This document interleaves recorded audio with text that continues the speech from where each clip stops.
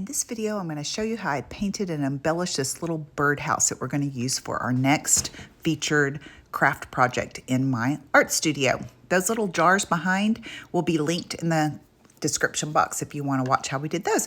Okay, my husband and I were just kind of making the prototype. I did not do in-depth filming of this. I might make a whole nother video when we do our 12 that we need to do next and show you a little bit more, but we were just figuring out sizes and scale, and I just glued them and then nail gunned them together. You could actually use screws if you don't want to use a nail gun, but it took us a little bit to get it figured out. I used for the stand, I used part of an old chair legs that I just cut up. The chair was too far gone, so I just salvaged the parts. And then we used just a block of wood that we had for the stand. So this turned out so good. Leave in the comments if you want me to show a step-by-step how we actually made this birdhouse.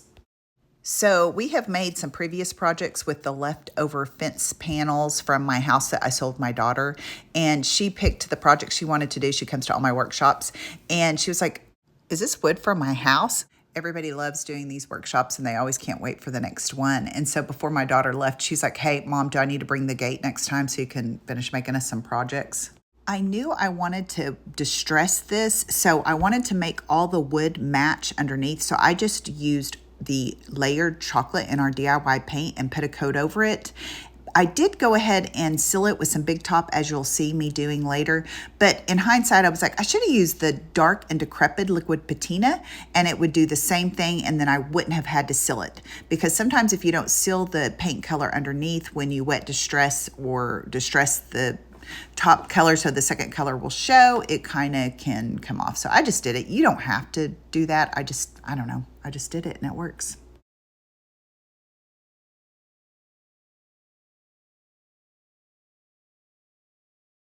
So I use amazing cast resin that sets up in 10 minutes and it dries white. And I make a whole bunch of these up, and then I just pull these trays for people to pick from when we're doing the workshop, or like me trying to figure out this thing I wanted to do. I just pull from these. I love it. I do end up using some air dry clay so I could put trim, as you'll see. Now this little rooster, he could be put back to back and be really fat and be like a rooster on the roof that you see, even though it's a little bit out of scale.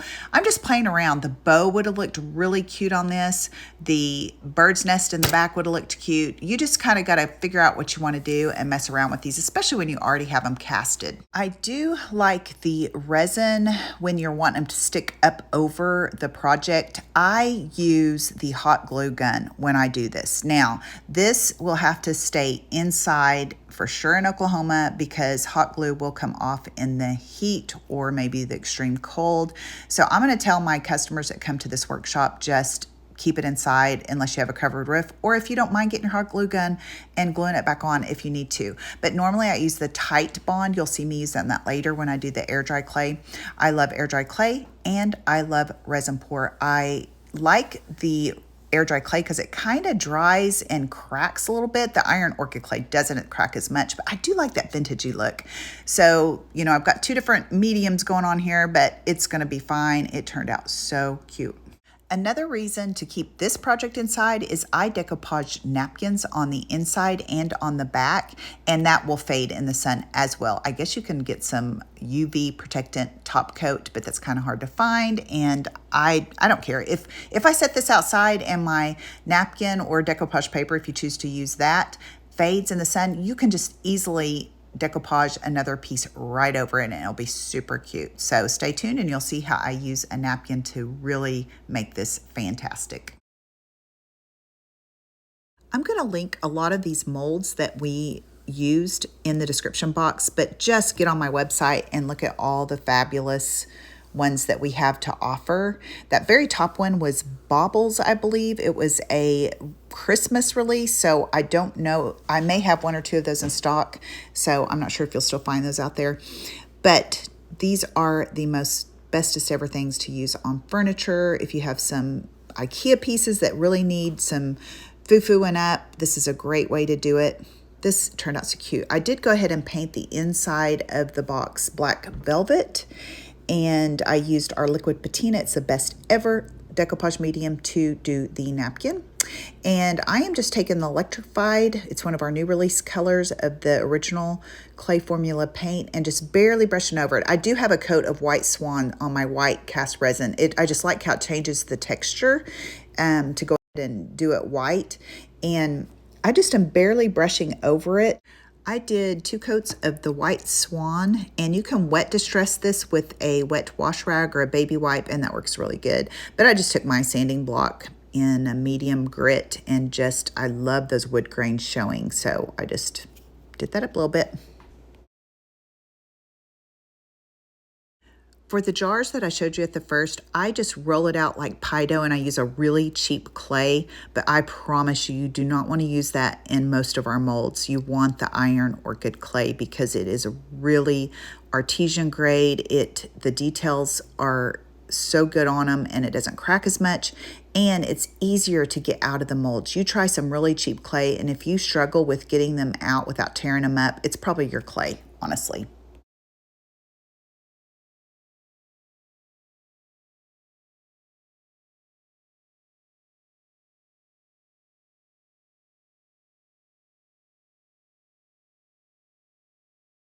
We have trims 1, 2, 3, and 4, I believe, and they're really awesome. They are now making a scooped in and an any and outing end, so that you can splice them together seamlessly, and they're so good to do that too. So I use our brayer to kind of get the back flat and kind of make sure the clay is all the way down in there. You don't have to do that. You can use a credit card. You can use an old rolling pin. So I just like it on these bigger castings to do that.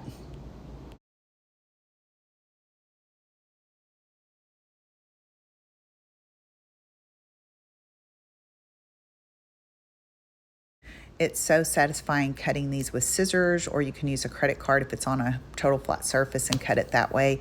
Or I could have went all the way around, but I'm trying to keep the cost point down a little bit on this project for our craft shop people. So right here, I am just putting it on with, on the piece, but you can turn it over and brush it on the back of your mold, or you can take an actual brush and put it on there. You just want to make sure the glue is all the way to the edges, because this does shrink a little bit and it does curl up a little bit, but I just did it like this and it worked fine.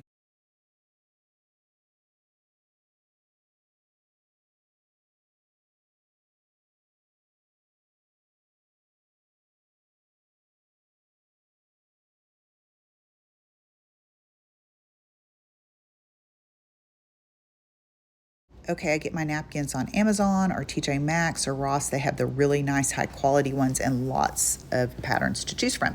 You want to look on the package, and if it says 2 or 3 plies, you've got to get those 2 or 3 plies off of the back, because when you go to brush on your liquid patina, it will rip and tear it. Just trust me, I know this by experience. So I'm just kind of figuring out where I want that, and I'm brushing on the liquid patina. And then I put the tissue paper. You can use gift wrapping paper, you can use tissue paper, you can use napkins, you could use fabric, and you just put it down into the liquid patina. And then after you get that done, you want to put it on the top as well to seal it. You can kind of tear it if you do it with your finger. So I took a little saran wrap and used it to kind of make all the wrinkles come out, and then your fingers don't stick to it. It's great how it works. I forgot to mention that I painted the back white swans, because whatever you put under your decoupage or tissue paper will change the tone of the paper, and I want it to be really bright and pop, so I put the white back there. So don't forget to do that. I sometimes like the dark muted look, so it will affect what it looks like.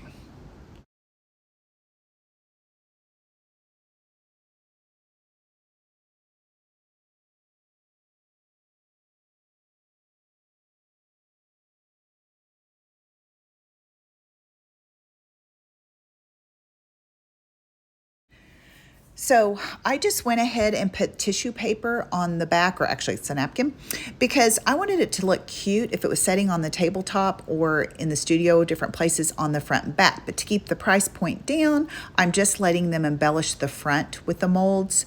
But if you're at home doing this, I mean, go for it. Make the back, the front, the top, the bottom, do all the things. I do not like the saying, less is more. I like more is better. And that's, hard for me to be just settle. Settle's hard. That's a hard one. So this project was inspired by Ellen J. Goods. If you don't follow her, you should check it out. And I hope she'd be proud at what she's seen I was inspired to do for my class participants. And what would you put in your little shadow box? Because I really think that made it special. You had little trinkets, a little photo. Tell me what you would put inside your little shadow box. And stay tuned. Next Friday, we'll have another video. I hope it's the dyeing fabric one. If you like this content, like and subscribe. See you next week.